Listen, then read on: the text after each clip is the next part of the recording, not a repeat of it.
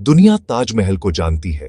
यह एक eternal gleaming white monument के रूप में खड़ा है, जिसे यूनिवर्सली प्यार का अल्टीमेट सिंबल माना जाता है। जब हम इसकी इथीरियल ब्यूटी को देखते हैं तो हमें एक हार्ट ब्रोकन एम्परर और उसकी क्वीन के लिए उसके अनडाइंग डिवोशन की कहानी सुनाई जाती है। लेकिन क्या होगा अगर मैं आपको बताऊं कि यह नैरेटिव जितना सुंदर है वह सिर्फ सरफेस है? क्या होगा अगर प्यार का यह मॉन्यूमेंट रहस्यों का भी एक मॉन्यूमेंट है, कहानियों का एक साइलेंट कीपर जिसे इतिहास ने कन्वीनियंटली भुला दिया है या डिलिबरेटली छुपा दिया है?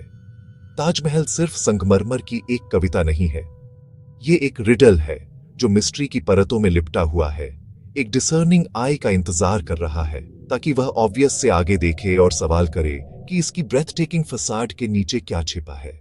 हम अक्सर इसकी परफेक्ट सिमेट्री चांदनी में, इसकी ल्यूमिनस ग्लो और रोमांटिक टेल की ओर आकर्षित होते हैं जिसने इसे जीवन दिया।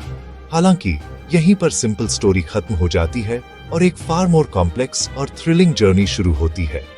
ताजमहल की सच्ची कहानी हिडन चेम्बर्स की फुसफुसाहट, ब्रूटल सैक्रिफाइसेस की कहानियां, पॉलिटिकल कंस्पिरेसीज और उन सवालों से भरी है जिन्होंने सदियों से इतिहासकारों को परेशान किया है।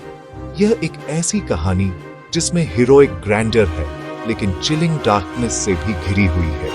हर पत्थर, हर इंट्रिकेट कार्विंग एक साइलेंट क्वेश्चन पूछता हुआ लगता है, हमें उन सच्चाइयों को उजागर करने के लिए चुनौती देता है जो इसकी अपनी लेजेंड के वजन के नीचे दफन हो गई हैं। यह सिर्फ आर्किटेक्चर से कहीं ज्यादा है। यह एक एपिक सागा है। जो स्ट्रक्चर आप देखते हैं वह सिर्फ एक टूम्ब नहीं है, यह एक पजल बॉक्स है, एक ग्रैंड इंपीरियल स्केल पर। कहानी जैसा कि पीढ़ियों से चली आ रही है, एक गहरे प्यार और उससे भी गहरे नुकसान से शुरू होती है। हम 17वीं शताब्दी में वापस चले जाते हैं, मुगल साम्राज्य के ऑप्युलेंट युग में। इस युग पर 5वें सम्राट शाहजहां का शासन था।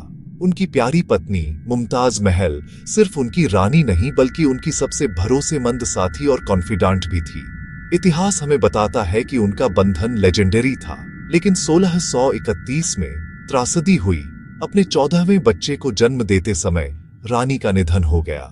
सम्राट पूरी तरह से डेवस्टेटेड हो गए। कहा जाता है कि उनका दुख इतना इमेंस था कि उनके बाल रातों रात सफेद हो गए और उन्होंने सभी वर्ल्डली प्लेजर्स को त्याग दिया। दुख के इस गहरे अबिस से एक सिंगुलर मॉन्यूमेंटल एम्बिशन का जन्म हुआ। शाहजहां ने अपनी प्यारी मुमताज के लिए एक ऐसा मौजोलियम बनाने का संकल्प लिया जो सुंदरता और ग्रैंडर में बेजोड़ होगा। इस प्रकार 1632 में आगरा में यमुना नदी के दक्षिणी तट पर ताजमहल का निर्माण शुरू हुआ। सम्राट ने अपना दुख, अपनी शक्ति और अपने साम्राज्य की पूरी संपत्ति को इस सिंगुलर विजन में लगा दिया। आधिकारिक अभिलेखों में कहा गया है कि यह सिर्फ एक टूम्ब से कहीं ज्यादा था। यह उनके इटर्नल लव का एक फिजिकल मैनिफेस्टेशन था। इस अंडरटेकिंग का पैमाना बस स्टैगरिंग था। दुनिया ने पहले कभी ऐसा कुछ नहीं देखा था। जब आप ताजमहल के सामने खड़े होते हैं तो उसकी परफेक्ट सिमेट्री और डेलिकेट ब्यूटी ओवरवेलमिंग हो सकती है। यह स्ट्रक्चर मुगल वास्तुकला में एक मास्टर क्लास है। फारसी डिजाइन तत्व, इस्लामी डिजाइन तत्व और भारतीय डिजाइन तत्वों का एक सीमलेस फ्यूजन। इसके दिल में विशाल प्याज के आकार का सेंट्रल डोम है जो लगभग 35 मीटर की स्टैगरिंग हाइट पर खड़ा है, जो 4 छोटे डोम्स से घिरा हुआ है। इस सेंट्रल संरचना के दोनों ओर 4 टावरिंग मिनरेट्स हैं, जिनमें से प्रत्येक 40 मीटर से अधिक ऊंचा है। क्या फैसिनेटिंग है कि ये मिनरेट्स पूरी तरह से सीधे नहीं है, उन्हें थोड़ा बाहर की ओर झुकने के लिए डिजाइन किया गया है। यह आर्किटेक्चरल जीनियस का एक स्ट्रोक था, यह सुनिश्चित करते हुए कि भूकंप की स्थिति में वे मुख्य मकबरे से दूर गिरेंगे, रानी के अंतिम विश्राम स्थल की पवित्रता को बनाए रखेंगे। ताजमहल का सच्चा मार्वल, हालांकि इसके इंट्रिकेट डिटेल्स में निहित है। उपयोग की जाने वाली सबसे उल्लेखनीय तकनीकों में से एक पिएट्रा डूरा है।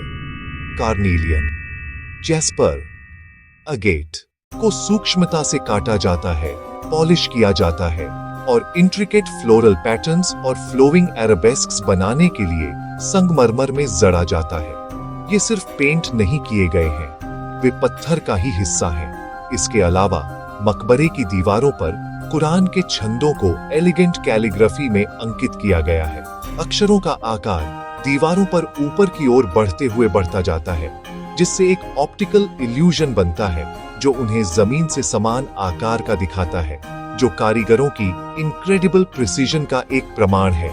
लेकिन क्या यह सुंदरता पूरी तरह से एस्थेटिक है या इसका एक गहरा छिपा हुआ अर्थ है? कुछ विद्वान और इतिहासकार प्रस्ताव करते हैं कि पूरा परिसर सिर्फ एक मकबरा नहीं है, बल्कि डे ऑफ जजमेंट पर ईश्वर के दिव्य सिंहासन का एक सिंबॉलिक रिप्रेजेंटेशन है, जैसा कि कुरान में वर्णित है। बगीचे अपनी बहती हुई पानी की धाराओं के साथ पैराडाइज की 4 नदियों का प्रतिनिधित्व करने के लिए हैं। मुख्य गेटवे, मकबरा और मस्जिद सभी एक सेंट्रल एक्सिस पर अलाइन है, जिससे डिवाइन ऑर्डर और हार्मनी की भावना पैदा होती है। यह व्याख्या ताजमहल को प्यार के एकमात्र स्मारक से एक प्रोफाउंड स्पिरिचुअल और एस्केटोलॉजिकल स्टेटमेंट तक उठाती है। जबकि शाहजहां और मुमताज महल की रोमांटिक टेल सबसे व्यापक रूप से स्वीकृत ओरिजिन स्टोरी है, यह एकमात्र नहीं है। दशकों से एक परसिस्टेंट और हाईली कॉन्टेंशियस थ्योरी तैरती रही है, जिसे पी.एन. ओक जैसे इतिहासकारों ने चैंपियन किया। उनका दावा, ताजमहल मूल रूप से मुगल मकबरा नहीं था, बल्कि एक प्राचीन हिंदू मंदिर महल, तेजो महालय था। उनके तर्क, शाहजहां ने इसे जयपुर के राजपूत राजा से छीनकर मकबरे में बदला। समर्थक कई साक्ष्य की ओर इशारा करते हैं। वे मुगल दरबार के अपने ही इतिहास पर सवाल उठाते हैं। निर्माण विवरण अस्पष्ट दिखते हैं और लागत भी अस्पष्ट है। वे कुछ वास्तु तत्वों को मुगल डिजाइन के साथ इनकंसिस्टेंट बताते हैं, जैसे मुख्य गुंबद के ऊपर का फीनियल जो त्रिशूल जैसा दिखता है, जिसे वे हिंदू कलश भी मानते हैं, या त्रिशूल। वे यूरोपीय यात्रियों के खातों का भी हवाला देते हैं, जिनमें कुछ ने ताजमहल को एक पूर्व मौजूदा महल बताया। स्मारक के निचले स्तरों में कई सील किए गए कमरे हैं, जिनमें उनका कहना है हिंदू मूर्तियां हो सकती हैं और कलाकृतियां हो सकती हैं। इसका विरोध मुख्यधारा इतिहासकारों ने किया है और भारतीय पुरातत्व सर्वेक्षण ने भी। ऐतिहासिक बहसों से परे ताजमहल भी डार्क और कंपेलिंग फोल्कलोर के एक आवरण में लिपटा हुआ है। ये वे कहानियां हैं जो आगरा की गलियों में फुसफुसाई जाती हैं, ऐसी कहानियां जो आधिकारिक इतिहास की किताबों में नहीं मिलती, लेकिन पीढ़ियों से मौखिक परंपरा के माध्यम से बची हुई है। शायद उनमें से सबसे ग्रूसम और प्रसिद्ध किंवदंती उन कारीगरों से संबंधित है। ताजमहल पूरा होने के बाद शाहजहां ने क्रूल वैनिटी के एक फिट में सभी मास्टर क्राफ्ट्समैन के हाथ काटने का आदेश दिया और आर्किटेक्ट्स के हाथ काटने का आदेश दिया। क्यों? ताकि वे फिर कभी ऐसा सुंदर स्मारक न बना सके। ये चिलिंग टेल शाहजहां को एक रूथलेस टायरेंट की तरह दिखाती है। अधिकांश इतिहासकार इसे बेसलेस मिथ कहते हैं, पर किंवदंती फिर भी बनी रहती है। यह ऑफिशियल प्रेम कथा का एक डार्क काउंटर पॉइंट है। यह सुझाव देता है कि इस सौंदर्य के पीछे अनइमेजिनेबल क्रूरटी और पीड़ा हो सकती थी। कहा जाता है उन्होंने एक दूसरा ताजमहल बनाने की योजना बनाई थी, सफेद की एक सटीक प्रतिकृति पर काले संगमरमर से, यमुना के उस पार। शाहजहां आगरा किले में कैद हुआ और वहीं उसने अपनी आखिरी साल बिताए। तो ताजमहल क्या है?